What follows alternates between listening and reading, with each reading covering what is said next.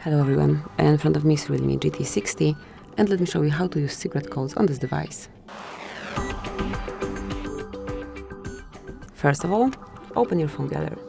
Now enroll keypad, and let's start with the first code, the shortest one. It's *#06#.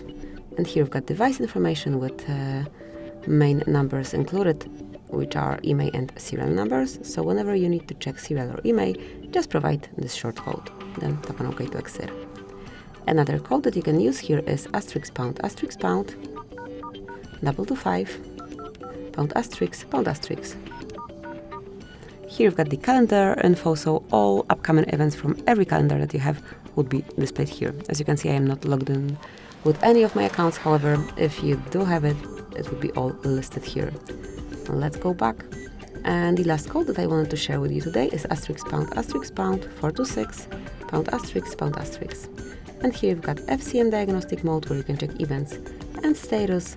And if you need to explore it a bit more, select more icon and mark advanced view. So that's it, that will be all. Thank you for watching, please subscribe our channel and leave the thumbs up.